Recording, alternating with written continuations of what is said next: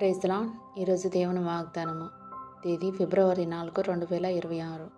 అపోస్తలుడైన పౌలు రోమీయులకు రాసిన పత్రిక 8వ అధ్యాయం 32వ వచనము. తన సొంత కుమారుని అనుగ్రహించుటకు వెనుతీయక మనందరి కొరకు ఆయన్ని అప్పగించిన వాడు ఆయనతో పాటు సమస్తమును మనకెందుకు అనుగ్రహింపడు? ఆమేన్. ఇది సరాసరి ఒక వాగ్దానాలా కనిపించకపోయినా అందులో ఖచ్చితమైన వాగ్దానం దాగుంది. నిజానికి అది కేవలం ఒక వాగ్దానం కాదు కానీ అనేక వాగ్దానాలు కలపోసి ఉన్న గొప్ప నిధి. పచ్చలు, వైడూర్యాలు, కెంపులు, వజ్రాలు ఇంకా రత్నాలను ఒకే బంగారపు రేకు మీద పొదిగితే ఎలా ఉంటుందో అలా ఉంది.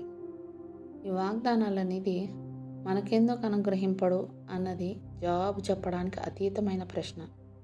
యేసుక్రీస్తునే మనకి ఇచ్చేసిన దేవుడు మనకి ఇవ్వకుండా ఏం దాచుకోగలడు?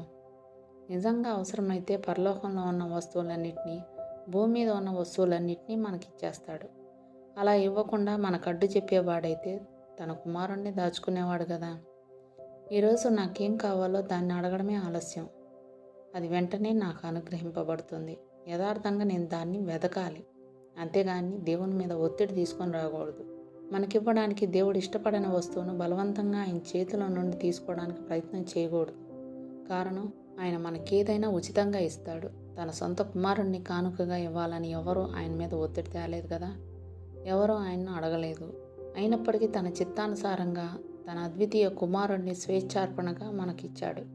అందుకే నా ప్రియ సహోదరి సహోదరులారా, మన పరలోకపు తండ్రి మనకు దేన్నైనా ఇవ్వగలటని నమ్మలేరా? సర్వశక్తుడైన దేవుని మీద ఒత్తిడి తీసుకురావాలన్న నిబంధన ఏదైనా ఉండి ఉంటే మన బలహీనమైన ప్రార్థన ద్వారా ఏ చిన్న పని కూడా జరగకపోవును.